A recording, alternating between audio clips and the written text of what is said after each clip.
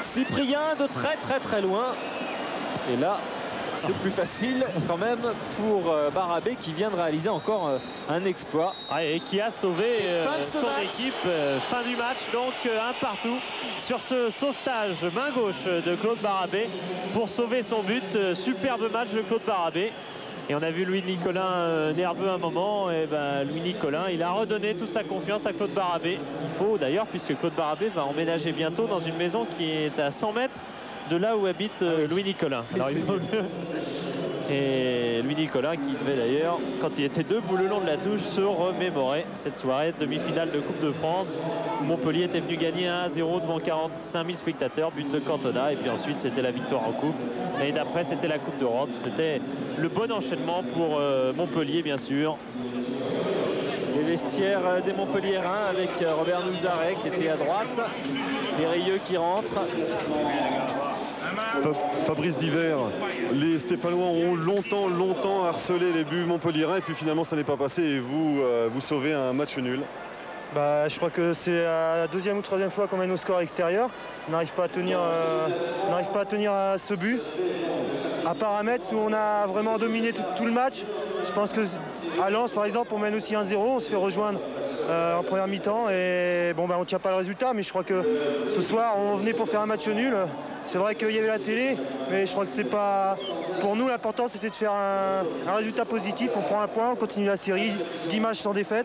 Bon, ça nous met maintenant à 16 points. Bon, on sait que le match samedi sera très dur face à Marseille, mais je pense qu'on a beaucoup de choses encore à prouver, surtout à domicile, et j'espère que ça va être le déclic. Et pendant ce temps-là, Lyon a égalisé à Metz avec un but de Bouderbala. On va rester un petit peu avec les Montpellier dans les vestiaires.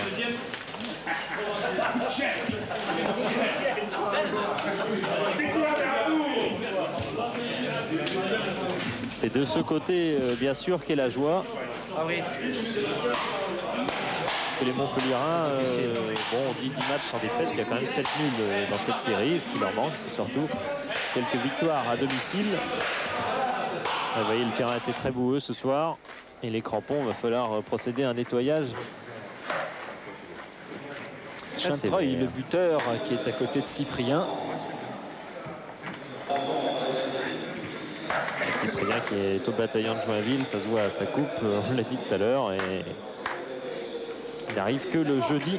Et aujourd'hui, c'était la veille du match, c'était un petit peu court pour lui peut-être.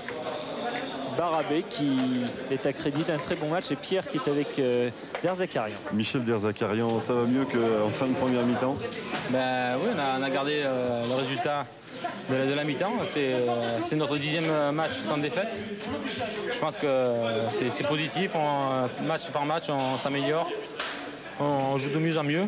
Bon, dommage qu'on a perdu Vincent Guérin qui était très important dans notre équipe. J'espère qu'il va se rétablir le plus vite possible.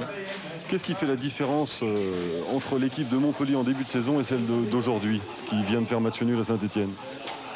En début de saison, on a démarré contre Monaco, qui était en pleine bourre. On a pris une raclée à la maison et on a eu du mal à s'en remettre pendant 4-5 matchs.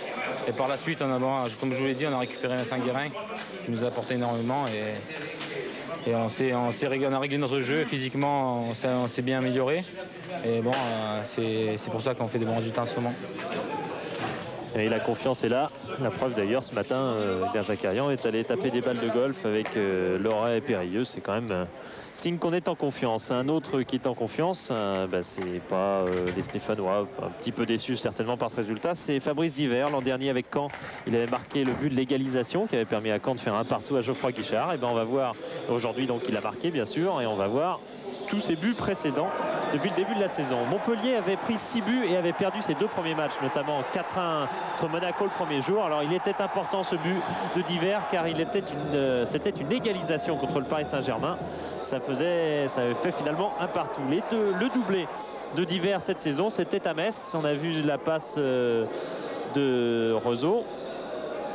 Voilà la passe de Rezaud et la reprise en ciseaux acrobatiques de Fabrice Divert. Il en était à 3 buts. Le 4e, il l'a marqué à Lens sur cette frappe de loin. Et le 5e, il l'a marqué ce soir à Joseph-Antoine Bell. Alors que là, c'est Blanc.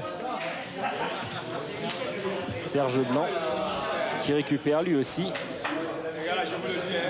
Et Roger Milla qui est retourné voir ses copains, en particulier Kader Ferraoui. Pierre. Fabrice Meige, vous avez poussé pendant toute cette deuxième mi-temps et le ballon n'est pas rentré dans les buts montpelliérains. C'est vrai qu'on a poussé, mais de façon un peu désordonnée. Bon, c'est vrai qu'avec le match nul, on s'en tire bien. On est toujours sur 5 matchs sans défaite. Je crois que l'important ce soir, c'était de prendre un point, de ne pas perdre le match. On a poussé, on a pris un point. On est quand même, tout en ayant fait un petit match, on a pris un point. C'est bon pour la suite. Est-ce que malgré tout, cette équipe garde confiance en elle? Oui, on garde confiance, parce que je dis, ça fait 5 matchs qu'on ne perd pas. Même si ce soir, dans les caméras de Canal, malheureusement, on n'a pas vu le vrai Saint-Etienne. Je pense que ça sera que partie remise pour la suite. On n'a pas vu le vrai Saint-Etienne en première mi-temps, mais en deuxième mi-temps, vous êtes créé de nombreuses occasions. Oui, c'est vrai qu'on s'est créé des occasions, mais bon, on a laissé trop d'espace, c'était désordonné. On a laissé l'occasion à l'adversaire de s'exprimer. On aurait pu s'en tirer plus mal. Merci. Et oui, il y a quand même une déception certaine. Fabrice Divert, lui, c'est important. C'est important, les buteurs sont contents lorsqu'ils marquent, ils sont là pour ça et on attend ça d'eux précisément. Les résultats définitifs, Philippe, par exemple, des autres matchs? C'est marqué terminé sur le papier, donc c'est définitif. Marseille a battu Nancy 4-0. Chris Waddle avait ouvert le score. Après, il y avait eu Papin, il y a eu Steven, il y a eu Pelé. Ça fait un bon quadruplé pour l'OM. Metz et Lyon, un but partout. On a vu que Huisman avait marqué pas très loin de la fin. Bouderbala a répliqué. C'est bien avant la Coupe d'Europe que Lyon doit disputer en Turquie à Trabzon, mercredi. Lens et Cannes ont fait un but partout également. Il y avait Slater qui avait ouvert le score pour Lens, Priou qui avait égalisé pour Cannes. Et donc un partout, et ben, c'est le score du soir, puisqu'il y a eu aussi Saint-Etienne-Montpellier, un partout. On l'a vu, il y a eu Épinal-Mulhouse en D2, un partout, et Strasbourg qui a battu Ajaccio 6-0. Moravcik explique, lui, ses statistiques peut-être personnelles lors de ce match. On va les découvrir. On va les découvrir après ce but marqué par Chintreuil. Donc nouveau buteur stéphanois cette saison. On était habitué à Tolo, Corroyer qui était absent aujourd'hui, qui a une pubalgie. Et bien on a découvert aujourd'hui Chintreuil. Les attaques stéphanoises, eh bien on a joué plus sur l'aile dans cette seconde période, plus sur les deux ailes, et Saint-Etienne a été plus efficace également avec des montées des latéraux assez nombreuses. Du côté de Montpellier, eh ben, on a attaqué plus, c'était visible. Moins sur la gauche, Gobert est sorti. Les tirs stéphanois, 14 sur l'ensemble des demi-temps. Finalement, c'est un nombre tout à fait honorable et on a vu surtout les arrêts de Claude Barabé. Les tirs montpelliérains, Blanc va finir en tête.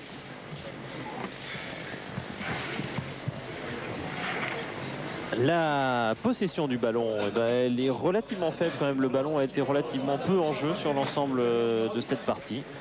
Et bah, Saint-Etienne a gardé une plus légère domination.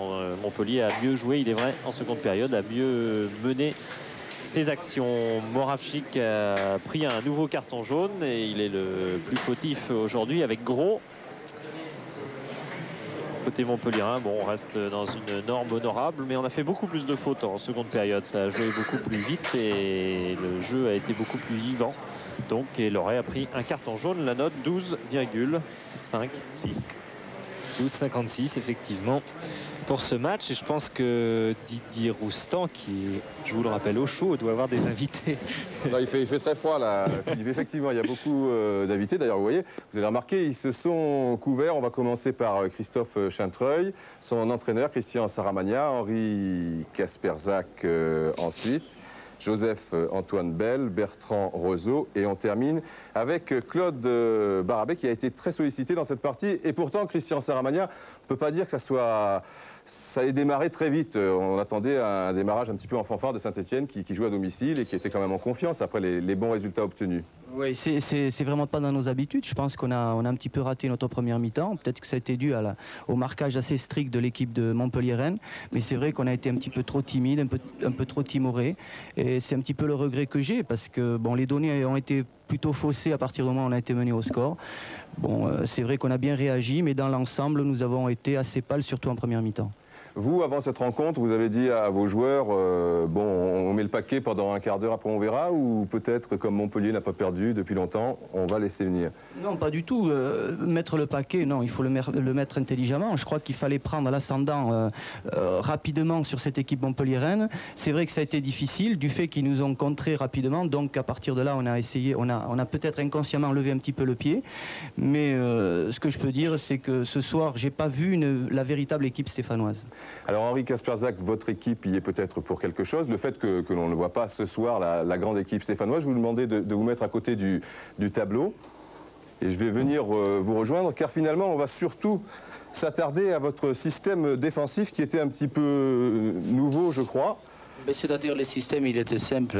J'ai mis en place une organisation défensive, car je savais que les joueurs comme Tolo qui jouent en pointe. Alors pour le déplacer, ça, je n'aurais pas trouvé. Zakarian qui était en marquage de Tolo, Mèche qui était sur le côté, avec Lucchesi en marquage individuel et Souvrin qui était en marquage avec Moravcik. Donc il y a 3 joueurs qui ont fait un marquage strict, individuel. Les autres, par contre, qui ont fait un marquage de la zone. Je suppose que vous êtes content du rôle défensif. Oui, je suis très satisfait d'abord parce qu'on a bien maîtrisé les jeux, surtout en première mi-temps. Il est vrai que cette équipe stéphanoise qui nous a posé beaucoup de problèmes, et surtout en deuxième mi-temps, car ils ont bien joué les ballons, ils ont bien circulé les ballons, et surtout dans notre moitié du terrain. Et on était en difficulté. On était en difficulté aussi, surtout que les Stéphanois, ils ont créé la supériorité numérique par les joueurs comme Pagal ou Cyprien ou Castendeutsch. Donc on a eu des problèmes surtout pour défendre les buts.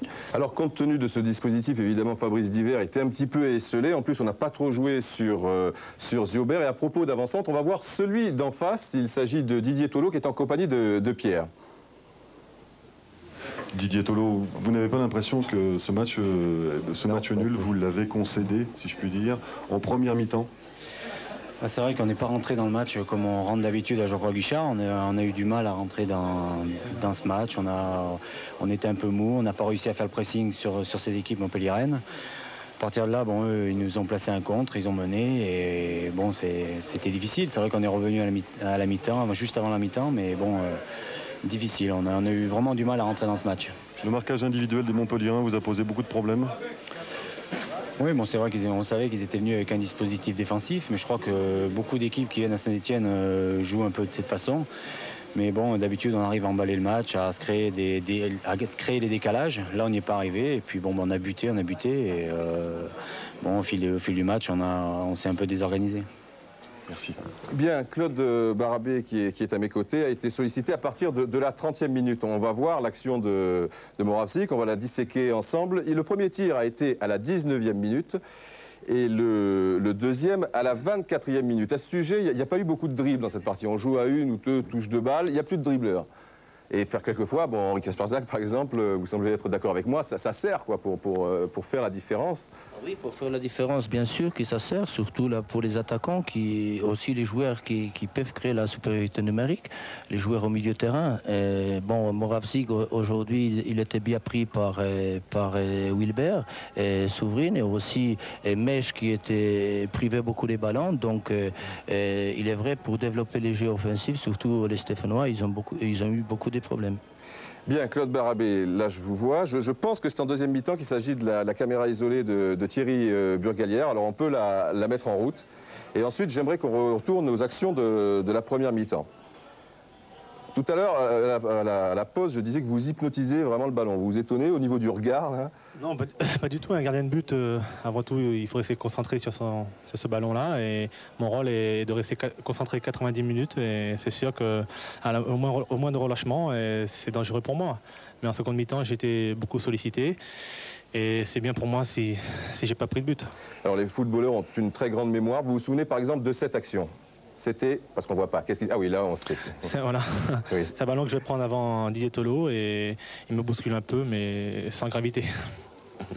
Vous avez touché votre premier ballon au bout de 20-25 minutes, on l'a dit. C'est quelque chose qui vous a posé un problème? Vous vous sentiez un petit peu froid? En plus, vous avez une petite blessure? Non, pas du tout. C'est vrai que j'ai touché mon premier ballon à 19e minute, mais l'équipe de Montpellier Surtout la défense a pris très haut les attaquants et la défense a bien joué le coup. Et à partir de là, c'est bien pour moi de ne pas toucher le ballon. Vous savez, un gardien, si je touche aucun ballon dans un match, c'est aussi bien. Mais ce soir, c'est vrai que j'ai eu beaucoup de travail, surtout en seconde mi-temps. Là, vous vous protégez. Bon, c'est quelque chose qui se fait couramment chez les gardiens de but, mais ça peut blesser un joueur quand même. C'est sûr, contre Auxerre, je n'ai pas fait, j'ai pris le but sur corner, on m'a retenu. Bon, ce soir, je me protège, puis voilà. Je pense que c'est le rôle du gardien de but, sans pour autant blesser le joueur adverse. Donc vous avez été indiscutablement le gardien de but de cette rencontre, le plus sollicité, et vous êtes aussi, par la force des choses, parce que vous avez très bien rempli votre contrat, on reverra le but de Christophe Chantreuil tout à l'heure, vous êtes quand même l'homme de cette rencontre, le meilleur joueur de cette rencontre. Joseph-Antoine Bell, il y a un côté frustrant en ce qui vous concerne, je suppose, puisque finalement vous encaissez un but et vous n'avez jamais été sollicité, hormis la transversale. Ah non, je ne réfléchis plus comme ça. Je préfère ne pas être sollicité du tout. Si je pouvais ne pas être sollicité du tout, ça ne changerait rien du tout. Si on avait gagné que je ne sois pas sollicité, ce serait exactement pareil pour moi. D'ailleurs, je conçois que le gardien est beaucoup plus là pour diriger et pour sortir le seul ballon sur lequel les autres seraient mal placés, plutôt que de souhaiter attraper les ballons tout le temps, parce que ça peut marcher une fois. Je suis sûr que si Claude continue à être sollicité comme ça, il sera toujours très bien noté, mais Montpellier risque de perdre. Donc je ne leur souhaite pas que ça arrive souvent. Voilà, on ne souhaite pas au président Nicolas qu'on va rejoindre tout à l'heure, mais on termine quand même cette caméra de Thierry Buglière. Là, je pense que c'est la tête de Michel Derzakarian, et il ne vous manque pas grand-chose.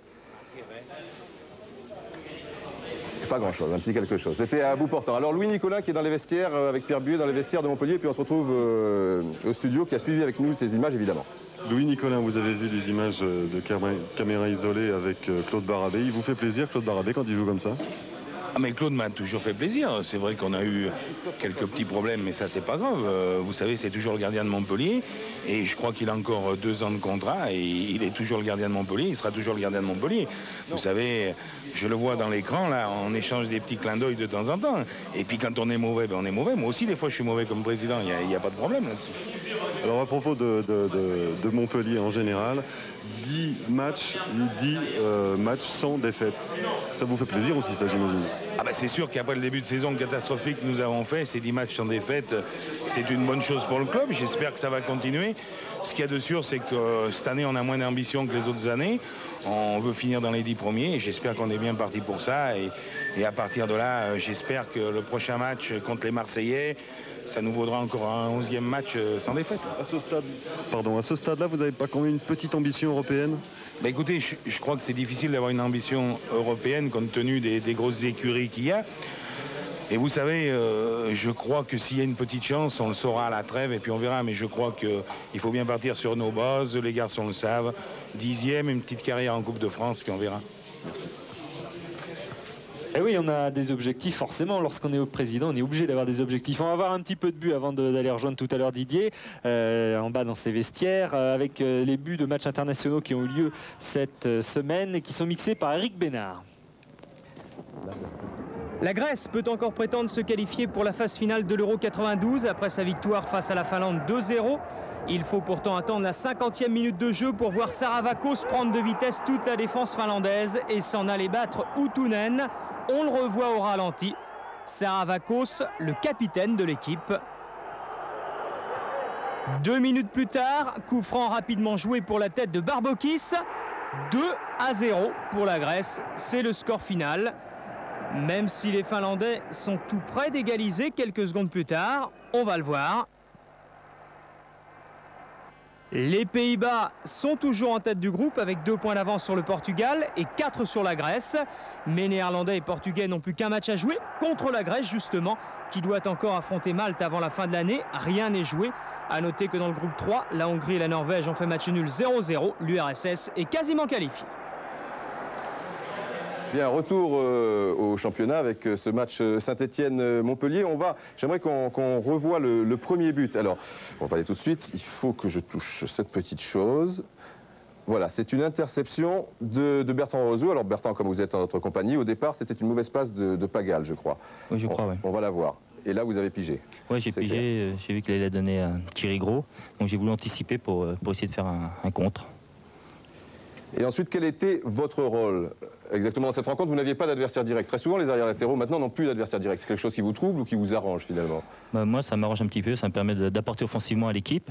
Et bon, là, cette fois-ci, ça a bien marché. Mon rôle, c'était d'occuper cette zone, de ne pas prendre trop de ballons derrière pour occuper défensivement la zone, justement, et essayer d'apporter le danger, comme j'ai fait là, où ça m'a réussi. En plus, il y avait Moravzik souvent sur le côté gauche, donc c'était intéressant de faire la couverture. C'était une phase de jeu que vous répétez souvent à l'entraînement avec Fabrice Divert, qui effectivement donc n'est pas parti hors jeu, alors que les deux défenseurs stéphanois vont lever le bras. Oui, on le travaille quand même de temps en temps à l'entraînement à Montpellier, avec les centres et Fabrice Divert dans l'axe pour essayer de reprendre tous les ballons. Joseph, vous suivez de très près cette action. Alors, votre avis? Je pense que j'ai eu le malheur d'être trompé par mes propres défenseurs qui ont pensé avoir correctement joué le hors-jeu, alors que sur les images, c'est pas évident. Et si c'est pas évident, le bénéfice du doute, on le laisse pour l'arbitre. Non, il est certain qu'il n'y avait pas hors-jeu. En revanche, sur le but de Christophe Chaintreuil, il y a peut-être un petit quelque chose. On va aller se recaler. Et pendant ce temps, Christophe, présentez-vous un petit peu aux téléspectateurs que finalement, vous n'êtes pas le joueur le plus connu de la soirée. Mais ça va devenir à ce rythme-là. J'espère qu'après ce but, vous me connaîtrez un peu mieux. Non, j'arrive de 2e division. C'est peut-être pour ça que vous n'avez pas trop entendu parler de moi. Mais bon, depuis le début de saison, disons que le staff technique me fait confiance. Et bon, j'essaye de rendre à l'équipe et aux dirigeants la confiance qu'ils ont placée en moi. Christian Saramagna, votre avis sur l'un de vos petits protégés? Non, Christophe a un gros potentiel. C'est un garçon que je suis depuis pas mal de temps. Et j'ai toujours estimé qu'il pouvait se hisser au plus haut niveau. Et je crois que ce soir, il l'a démontré. Et depuis le début de saison, c'est un joueur qui est très régulier dans ses performances. Bien, sur mon écran, j'ai Joseph-Antoine Bell. Alors, je suppose que ça ne va pas être le but de Christophe Chaintreuil. On peut en profiter pour voir donc cette caméra isolée sur vous. Joseph, on va la commenter ensemble. Forcément, vous n'êtes pas souvent sollicité. Est-ce que vous arrivez à vous souvenir ce que vous criez là, par exemple? Il faudrait que je vois qui je... Ah, donc je demandais le ballon. Voilà. Oui, voilà. Tout simplement. Et là, évidemment, le geste exprime tout. Je voulais qu'on sorte plus vite parce qu'on a souvent mis du temps à sortir et qu'on n'a pas réagi tout de suite après. Et là, les mains sur la tête, c'est sûrement un but raté. Et comme il y en a eu beaucoup, je ne peux pas me souvenir duquel. Bien sûr, vous participez souvent, on l'a dit, aux rencontres. Auparavant, vous tiriez les pénaltys, c'est plus le cas. Ouais, mais je ne tire pas les pénaltys dès l'instant que dans l'équipe, il y a des gens pour qui marquer des buts est très important. Mais s'il y en a un qu'on ne veut pas tirer, j'y vais. Vous êtes toujours prêt, pourtant ça fait longtemps que vous n'en avez pas tiré. Oui, mais parce que je pense que le pénalty, ça doit être quelque chose de très facile pour le tireur. Il faudrait demander aux gardiens de quel côté ils aimeraient être. Moi, je préfère être du côté du tireur. Du côté du tireur, bien. Alors, on a vu entre-temps la tête de Michel Derzakarian, et puis aussi la transversale à la suite d'une tête, encore une tête de Clément Garcia. Et là, vous n'êtes pas d'accord? Non. Là, je vais vite chercher le ballon pour pouvoir relancer parce qu'il y a Titi Camara qui est tout seul devant. Bien, on va peut-être maintenant voir, là c'est peut-être la dernière, et encore une déception, c'est pas vrai. Une déception parce que ce ballon sur la contre-attaque, on a fini par le perdre. Mais finalement, on s'aperçoit aussi, quand on voit ces images, que Montpellier pouvait très bien l'emporter. Je suppose que c'est votre avis, monsieur Henri Kasperzak. À l'arrivée, vous êtes peut-être déçu par ce match nul, même si au départ, ça reste une bonne performance. C'est-à-dire déçu, non, parce qu'il faut dire la vérité. Il est vrai qu'on a subi les matchs en deuxième mi-temps. Les Stéphanois nous a posé beaucoup de problèmes. Donc, à partir de là, on a eu des difficultés pour garder les scores, surtout match nul. Mais il est vrai qu'on était assez dangereux, surtout en contre-attaque. Je crois que les Stéphanois, ce soir, ils étaient meilleurs, surtout dans la construction et dans les jeux avec les ballons. Bien, voici le fameux but, la fameuse égalisation. Alors, un micro pour Claude Barabé et un micro, évidemment, pour le buteur. Nous y sommes. Pierre Aon, Philippe Périlleux, c'est un corner de Moravzik. Et au départ, on voit que tout le monde est un petit peu court. Ça touche le dos de Périlleux. Et là, un contrôle. Alors, expliquez-nous. C'est vous qui l'avez vécu. Vous êtes quand même le mieux placé. Non, je contrôle le ballon de la cuisse. Bon, et bon, le ballon est bien resté collé. Donc à partir de là, bon, j'exécute une volée. Je suis à 20 mètres. Ma foi, elle part bien. Donc après la suite, bon, ben, elle va dans la lucarne, je crois. Un peu de réussite et ma foi, ça a fait du bien à l'équipe. Alors Claude Bérabé, là vous faites des oh parce qu'on revient un petit peu en arrière et on voit effectivement ce joueur vert qui vous cache. D'ailleurs sur la caméra isolée, on a constaté que vous avez un petit peu changé d'axe parce que vous étiez gêné. On peut pas constater, hein, on ne peut pas être sûr s'il y a un ralenti qui va suivre, qui est bien placé. Pour vous, il y a hors-jeu au départ là. Vous vous dites il y a hors-jeu, mais je vais en chercher un autre. Ah, on nous l'enlève, non, il ne faut pas nous l'enlever. Voilà, Jean-Paul va nous l'envoyer et je pense, Claude, qu'il n'est pas en jeu, si vous voulez mon avis. Le voici. Vous voyez, au départ, voilà. Voilà, exactement sur la même ligne. Et on peut même dire que ben, c'est vous, Bertrand? Ah oui, prenez le micro. Joseph, donnez le micro à Bertrand, ça va pas du tout. Ah, moi je suis au poteau, moi je peux pas le temps. Alors? Bah oui, je vois sur les images, là je sais pas, comme je suis au premier poteau, le temps que je me dégage, parce que c'est moi qui suis le plus loin, donc j'ai pas eu le temps d'arriver, je pense, au moment de la frappe, donc je suis un peu derrière. Moi, je vais vous avouer quelque chose. Le micro, parce que si vous avouez quelque chose, il faut participer à quelque chose. Oui. C'est que j'ai dû passer une mauvaise soirée parce que je gardais une petite dent contre l'arbitre sur notre but et sur leur but aussi. Je pensais qu'ils s'étaient trompés, mais je m'excuse. Et ben voilà, pas du tout toutes les excuses pour le juge de touche, parce qu'en plus, nous, on a là le plan arrêté, le ralenti, on revient à notre angle, etc. Et c'est... Moi aussi pareil, parce que sur l'action, je pensais qu'il y avait 4 Stéphanois en jeu. Et là, je me rends compte qu'il y a pas hors-jeu. Mais c'est vrai que je suis masqué au départ de la frappe. Voilà. Et donc, on peut continuer, Jean-Paul, peut-être la volée de Christophe, qui est superbe. C'est vrai qu'il vous gêne et que la remontée de Bertrand vous gêne aussi. Je vois pas le départ et Christophe met un beau but. Voilà, on va retrouver, ça touche à sa fin, cette soirée football qui a été très très longue. On va se quitter avec le stade Geoffroy Guichard. Et là, c'est un petit événement. Regardez, messieurs, 35 000 allumettes et des centaines d'heures de travail pour monsieur Jean-Pierre Goff. 2500 heures de travail pour cette maquette formidable du stade Geoffroy Guichard. Il y a tout, il y a même les publicités. Il y a même une publicité Canal+ derrière les buts, mais on ne pourra pas la voir quand même, parce que là... Puis il y a de tout. Je vois même l'équipe. Donc on retrouve... alors on va le voir, la pub de Canal+, elle est là. Là. Voilà. Oui, c'est exactement celle qu'on voit pas. C'est celle qu'on voit pas parce qu'il y a le pylône. Mais si j'enlève le pylône... Ah ouais, ne cassez pas tout non plus. Voilà. Il va pas être content, monsieur Goff. C'est l'autre caméra, Jean-Paul, là, c'est la portable.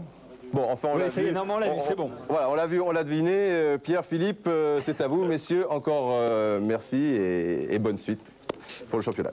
Bon, ben on va se quitter effectivement. On a des rendez-vous quand même à voir pour cette semaine parce qu'il y a beaucoup de choses, à commencer par demain. Tout de suite les images. Une excellente soirée. On vous retrouve tout au long de cette semaine. Tout de suite, c'est un flash avec Sophie Bonheur. Bonne fin de soirée sur Canal+. Salut. Bonsoir.